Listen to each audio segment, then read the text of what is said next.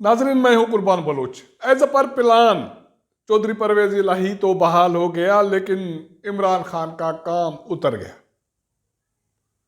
पिछले काफी दिनों से जिस प्लान की बात की जा रही थी वही प्लान सामने आ गया। अब पंजाब असेंबली तहलील नहीं होगी।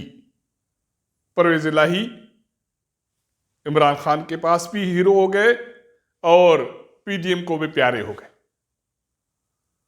यह गेम जारी है।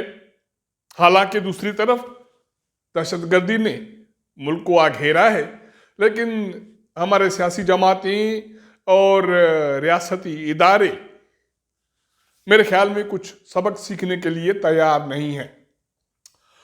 हुआ ये कि पिछली रात तकरीबन फजर के वक्त गवर्नर पंजाब वलीउर रहमान ने वज़ीर आला परवेज इलाही को ओहदे से हटाने का नोटिफिकेशन जारी किया। चीफ सेक्रेटरी ने गवर्नर की हिदायत पे अमल किया और उसके बाद कैबिनेट डिवीजन ने यह भी नोटिफिकेशन जारी किया कि काबीना तहलील हो गई। सुबह को परवेज इलाही साहब एज पर प्लान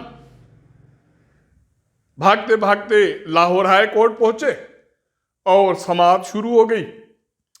तकरीबन दोपहर को ही अदालत की तरफ से यह सवाल आ गया कि क्या अगर परवेज इलाही को बहाल कर दे तो वो कोई अंडरटेकिंग देंगे कि असेंबली तहलील नहीं करेंगे। बात उस वक्त समझ में आ गई थी कि जो प्लान बना था यही था कि गवर्नर चौधरी साहब को डिनोटिफाई करेंगे और चौधरी साहब अदालत में जाएंगे और फिर ये कहा जाएगा कि मजबूरी है, फिलहाल अदालत को अंडरटेकिंग देनी है कि असेंबली तहलील नहीं करेंगे। जब हम इत्तेमाद का वोट लेंगे तो उसके बाद असेंबली तहलील करने का फैसला किया जाएगा। यही प्लान पुराना है और यही प्लान अभी जारी रहना है। तो परवेज इलाही के वकील बैरिस्टर अली जफर ने कहा कि मैं ये कैसे देख सकता हूं। अदालत ने उसको 10 मिनट मोहलत देने के लिए कार्रवाई मुअत्तल की और उस दौरान परवेज इलाही के फर्जंदे अर्जुमन मुनस इलाही साहब दौड़े दौड़े इमरान खान के पास पहुंचे कि भाई आप क्या करें, मसला गंभीर है और अगर असेंबली को तहलील करना है तो परवेज इलाही का सीएम होना जरूरी है, रहना जरूरी है। तो फिलहाल अदालत को अंडरटेकिंग देते हैं, जब मेरे अब्बू जान बहाल हो जाएंगे तो असेंबली तहलील कर देंगे। ये यकीन दहानी है आपको। इमरान खान बेचारे, मेरे ख्याल में बेचारे नहीं है, वो भी इसी गेम प्लान का हिस्सा है। जो कुछ हो रहा है, इमरान खान के बाद मुनस इलाही लाहौर हाई कोर्ट पहुंच गए और वहां परवेज इलाही साहब अपने बाप का दिया हुआ अंडरटेकिंग बैरिस्टर अली जफर के हवाले किया और बैरिस्टर अली जफर ने लाहौर हाई कोर्ट में ये अंडरटेकिंग पढ़ के सुनाई कि अगर अदालत परवेज इलाही को एज अ चीफ मिनिस्टर बहाल करे तो वो असेंबली तहलील नहीं करेंगे। गोया परवेज इलाही ने ये तस्लीम किया, इमरान खान ने ये तस्लीम किया, तहरीक इंसाफ ने ये तस्लीम किया कि गवर्नर पंजाब वलीउर रहमान ने जो कदम उठाया वो कानूनी था, आईनी था, जिसको तस्लीम करने के बाद अदालत को ये यकीन दहानी कराई गई कि अदालत ही परवेज इलाही को बहाल करे। उसके बाद यह भी यकीन दहानी है कि परवेज इलाही असेंबली तहलील नहीं करेंगे और उसके बाद अदालत ने परवेज इलाही की काबीना को बहाल कर दिया। अब इमरान खान क्या कहेंगे ये कोई बड़ी बात नहीं है, क्योंकि उसके नुमाइंदे फवाद चौधरी लाहौर हाई कोर्ट के फैसले के बाद मीडिया के सामने आए और कहा कि यार मजबूरी थी, ये चीज हमें काबिल कबूल तो नहीं थी, लेकिन फिलहाल अदालत को ये अंडरटेकिंग देनी पड़ी। असेंबलियां हर सूरत में तहलील होंगी, हाँ होनी तो है बजट के बाद जुलाई अगस्त में, वैसे भी असेंबली की मुद्दत मुकम्मल होनी है और वो तहलील तो होनी है और उसके बाद नए इंतखाबात होने हैं। ये यकीनी तौर पर है। परवेज इलाही ने जो काम किया वो दुरुस्त है। तो इसका मतलब है कि सबको पता है कि कौम के साथ जो ड्रामा कर रहे हैं वो ड्रामा फिलाप भी है, उसका कोई नतीजा भी नहीं निकलना, कौम को धोखा भी देना है। और इमरान खान